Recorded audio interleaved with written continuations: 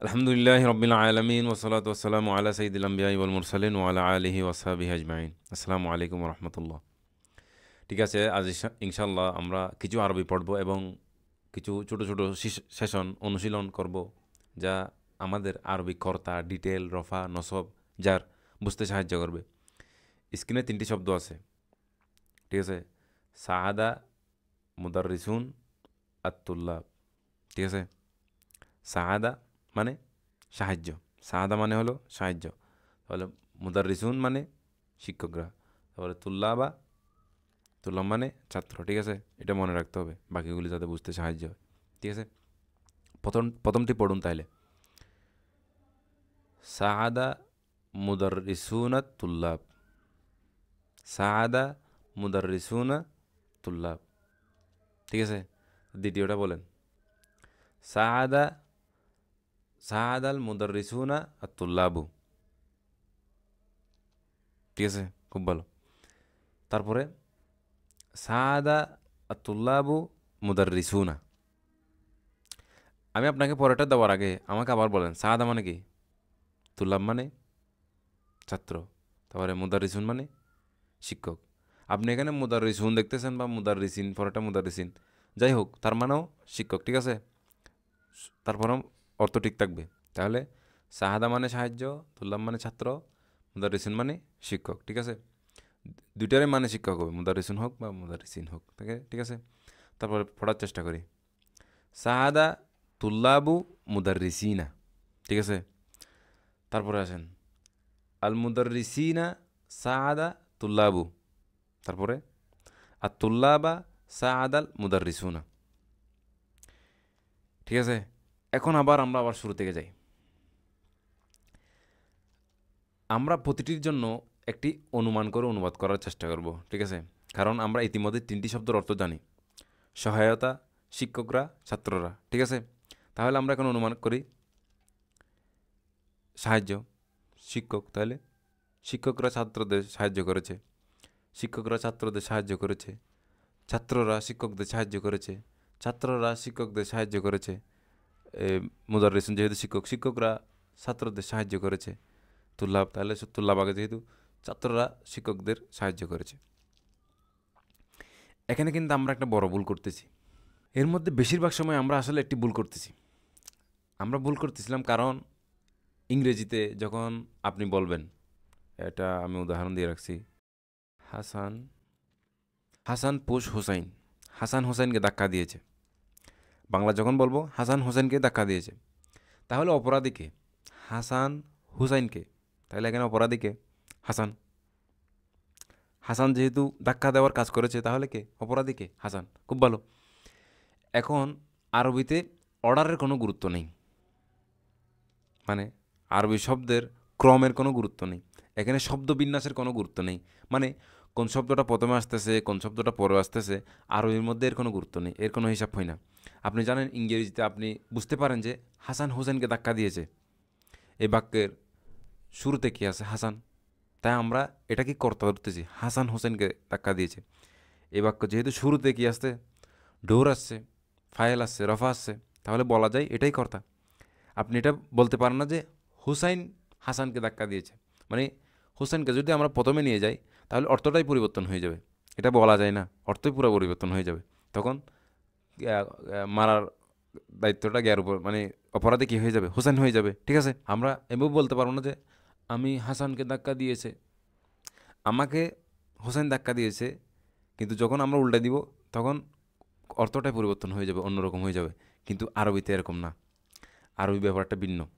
কিন্তু আমরা বাংলার মধ্যে কর্তা শেষে রাখতে পারি না, আপনাকে কর্তা শুরুতে রাখতে হয়। কিন্তু ইংরেজির নিয়ম, এটি বাংলার নিয়ম, এটি আরবির নিয়ম নয়। তাহলে এগুলি আমরা আবার পড়ব, কিন্তু এবার আমরা একটি সংকেত ব্যবহার করব বোঝার জন্য। এখানে কে কর্তা? যদি আপনি শেষের দিকে উ বা ও না, আমি লিখে রাখছি, দেখাই, এ দেখেন, উ বা উ না, উ বা উ না, এটা হলো রফার জন্য। আপনার এটা মনে রাখতে হবে আমার বাক্যের মধ্যে কোথায় উ এবং উ না। আমি বুঝে দিব কীভাবে উ এবং উ না মাথায় রাখবেন। ঠিক আছে, এখন আসেন, মানে উ এবং ও না বা শেষে, মানে কোন শেষের মধ্যে উ এবং উনা বা ওনা যে কোনো একটা ব্যবহার হচ্ছে, এটা হলো কর্তা, ঠিক আছে? আমরা এটা দিয়ে বুঝতে পারবো, ঠিক আছে? এখন দেখেন, সাদ আল মুদাররিসুনা আতুল্লাবা, এখানে মুদাররিসুনা, এখানে উনা মানে শিক্ষকরা হলো কর্তা, যার মানে শিক্ষকরা ছাত্রদের সাহায্য করে। এখন দ্বিতীয়টা লক্ষ্য করেন, সাদ আল মুদাররিসিনা, উনা আছে নাই? সাদ আল মুদাররিসিনা তুল্লাবু, তুল্লাবু, এখন কি আসছে? উনা আছে নাই? কিন্তু আপনাকে দুইটি সংকেত দিয়েছিলাম, একটা উ আর একটা হলো উনা। এখানে কোনটা আছে? সাদ আল মুদাররিসিনা তুল্লাবু, উ তুল্লাবু, যার মানে ছাত্ররা হলো কি এখানে কর্তা, রফা। ছাত্ররা শিক্ষকদের সাহায্য করেছে, ঠিক আছে? অর্থ আরেক রকম হয়ে গেছিল, আমরা যখন ধারাবাহিক আমরা অনুমান করে করছিলাম তখন অন্যরকম ছিল। তারপর আসেন, সাদা তুল্লাবা আল মুদাররিসুনা, শিক্ষকরা ছাত্রদের সাহায্য করে। চমৎকার, কারণ মুদাররিসুনা, উনা কোথায়? শিক্ষকের উপর, মুদাররিসুনা। তারপর আসেন, সাদা তুল্লাবু আল মুদাররিসিনা, ছাত্ররা শিক্ষকদের সাহায্য করে, কারণ তুল্লাবু, উ আছে, উ কোথায় আছে? ছাত্রের উপর আছে, তাহলে ছাত্ররা শিক্ষকদের সাহায্য করছে। কেন? সংকেত কোথায় পাইছি? তুল্লাবের উপর, ছাত্রের উপর, ঠিক আছে? উ এবং উ না বারবার মনে রাখতে হবে, ঠিক আছে? তারপর আসেন, আল মুদাররিসিনা সাদা তুল্লাবু, এখানে উ বা উ না কোথায় আছে? তুল্লাবু, তাহলে আল মুদাররিসিনা সাদা তুল্লাবু, তাহলে কি হবে? তুল্লাবু, এটা কি? রফা। তার মানে ছাত্ররা শিক্ষকদের সাহায্য করছে। শিক্ষকরা কিন্তু শুরুতে আছে, এখানে কিন্তু মুদাররিসিনা, শিক্ষক কিন্তু শুরুতে, কিন্তু আমরা যখন বাংলায় বলবো তখন কি এটা উল্টাভাবে বলাই যায় না? শিক্ষকদের ছাত্ররা সাহায্য করে এভাবে আমরা বলি না, কিন্তু এখানের মধ্যে কিন্তু শিক্ষকরা কিন্তু শুরুতেই আছে, কিন্তু কর্তা কি হচ্ছে? ছাত্ররা হচ্ছে। শিক্ষকরা কেন হয় নাই? কারণ শেষের শব্দটি আলাদা, উ বা উনা আছে। চমৎকার, ঠিক আছে? তারপর আসি, আতুল্লাবা সাদা মুদাররিসুনা, এখানে উ বা উনা কোথায়? মুদাররিসুনা, তাহলে কি হবে? শিক্ষকরা ছাত্রদের সাহায্য করেছে। কোন সংকেত এটি নিদর্শন করেছে? কোন চিহ্ন দিয়ে আপনি বুঝতে পারছেন? উনা দিয়ে, ঠিক আছে? এখন দেখেন, ইংরেজি বা বাংলাতে আপনি যদি শুধু হাসান বলি, দেখেন হাসান বলি বা হুসেন বলি, তাহলে আপনি জানতে পারবেন না যে হুসেন কর্তা কিনা, আপনি জানতে পারবেন না যে হাসান কর্তা কিনা। মানে হাসান এটা কি, হুসাইন এটা কি, ডিটেল না তথ্য আপনি বুঝতে পারবেন না। কিন্তু আরবিতে এমনি বুঝে যায়, বাংলা এবং ইংরেজিতে এটা বোঝা যায় না। আপনি এটা বুঝতে পারবেন না যে এটা অফের পরে আছে নাকি মানে জার নাকি রফা নাকি নসব। যার মানে আপনি জানেন না যে হুসাইন রফা না নসব না জার, আপনি শুধু এতটুকু বলছেন যে হুসাইন, হুসাইন, হাসান। কিন্তু আরবিতে আসলে শব্দটি রফা না নসব না জ্বর তা বুঝে যায়, সহজে বুঝে যাবে। রফা না নসব তা সহজেই, মানে বাকি শব্দ দেখতে হবে না, একটা শব্দ দেখলে আমরা বুঝে ফেলতে পারবো এই শব্দটা আসলে কোন পর্যায়ে। আপনার বাকি অংশ দেখার ছাড়াই বলে ফেলতে পারবেন। এটা হলো আরবির একটা একটা বৈশিষ্ট্য আর কি। তো এখন তিন ধরনের স্ট্যাটাস আছে, অবস্থা আছে। আমরা এখানে শিখেছিলাম রফা নসব জ্বর, এগুলিকে অন্যভাবে বলা যায়। এখানে দেখেন, এই তো রফা নসব, রফা নসব জার। রফাকে বলে মরফু, নসবকে বলে মনসুব, জারকে বলে মজরুর, ঠিক আছে? রফা নসব জার, মরফু মনসুব মজরুর, মনসুব মরফু মনসুব মজরুর, মরফু মনসুব মজরুর, মরফু মনসুব মজরুর, ঠিক আছে? এখন ইনশাল্লাহ সম্ভবত এই সংক্ষিপ্ত আলোচনা শেষ করে এবং পরবর্তী সেশনে আপনাকে কিছু মুখস্থ করতে দিব, যা আপনার বোঝার এবং পুরা বোঝাটা যে এত কিছু যা কিছু শিখলাম তার একটা ম্যাপ হয়। রফা নসব জার, রফা নসব জার আপনি কীভাবে বুঝবেন? যে কোনোভাবেই এটা কীভাবে বুঝবেন তার জন্য আমরা একটা ম্যাপ দিব। তারপর আমরা একটি বড় অনুশীলন করব। তবে তার আগে আমি আপনাকে কোরআন থেকে 3টি উদাহরণ, যতটা দেওয়া যায় আমরা কিছু উদাহরণ দিব। সংকেতগুলো আমাদের লক্ষ্য করতে হবে। এখন আপনার কাছে শুধুমাত্র 2টি সংকেত আছে, আরও সংকেত পরে আসবে, কিন্তু এখন আপনার কাছে শুধু 2টি সংকেত আছে। কি আছে? এই সংকেতগুলো কি? উ এবং উ না, এই উ এবং উনাগুলি কিসের?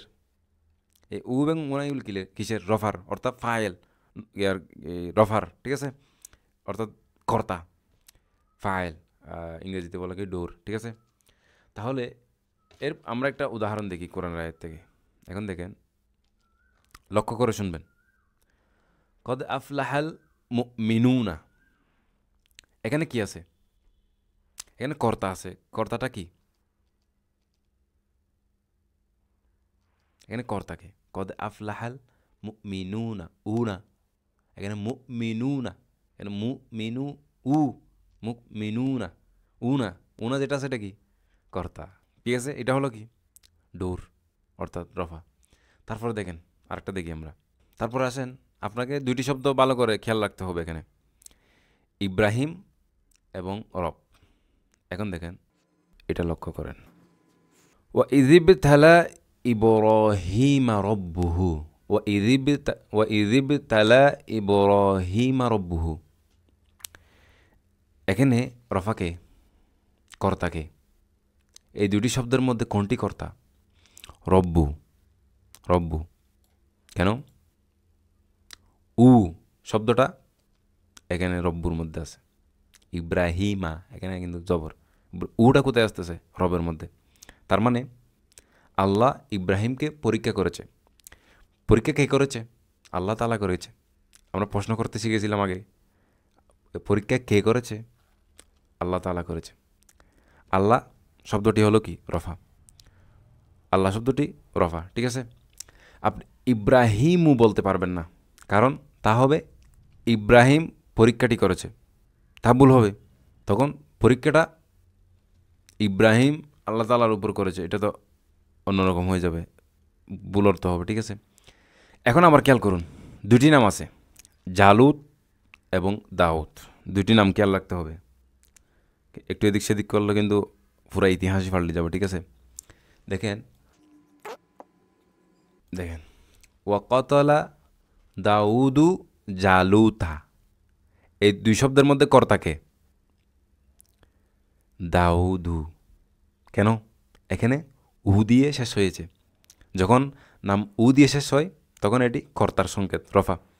তাহলে রাসূল দাউদ আলাইহিসসালাম যুদ্ধে জালুতকে হত্যা করেছেন। অকতলা দাউদু জালুতা, দাউদ আলাইহিসসালাম জালুতকে হত্যা করেছে। জালুত ছিল একটি বিশাল যোদ্ধা, যার সম্পর্কে সবাই বয়ে থাকত, ইতিহাসের মধ্যে আছে। এবং সে সব ধাতব বর্ম, পুরা শরীর লোহা দ্বারা কাপড় পরিধান করত। আপনি শুধু তার মুখের শুধু সামান্য চোখটা শুধু দেখতে পারবেন প্লেট দিয়ে, আর কিছু দেখা যায় না, পুরা শরীর লোহা দিয়ে ঢাকা। যেখানে আপনি তার শুধু চোখগুলো দেখতেছেন, পুরা শরীর ঢাকা, এবং সবাই তার থেকে ভয় পেত। লোকেরা তার দিকে তীর ছুটত এবং তার লোহার কাপড়ের কারণে তীরে এখানে কাপড় লেগে পড়ে যেত। তো দাউদ আলাইহিসসালাম একজন স্লিংশট, অর্থাৎ বা ধনুক পাথর ব্যবহার করেছিলেন, এবং সে তা ছুড়েছিলেন, কারণ তিনি একজন শেপার, অর্থাৎ মেষ পালক বা গোয়ালা ছিল, অর্থাৎ তিনি বেড়া পারতেন। তাই তিনি সবসময় তার বেড়াগুলোকে রক্ষা করার জন্য স্লিংশট ব্যবহার করতেন, পাথর মারার জন্য। তার বেড়ার পাল আক্রমণ করতে আসা নেকড়েগুলিকে তিনি তাড়িয়ে দিতেন। তার লক্ষ্যভেদ খুবই দক্ষ ছিল, তিনি অনেক নিখুঁতভাবে হামলা করতে পারতেন, তার আক্রমণ করার অনেক নিখুঁত ছিল। বর্ণনায় বলা হয়েছে যে এতটাই দক্ষ ছিল যে নেকড়ের দাঁতও ভেঙে ফেলতে পারতো। মানে এখানে নেকড়ের তাল আছে, দল আছে, তো নেকড়ের দাঁত পর্যন্ত ভেঙে ফেলতে পারতো টার্গেট করে। যদি নেকড়ে বেড়া খেতে আসে তখন কি হবে?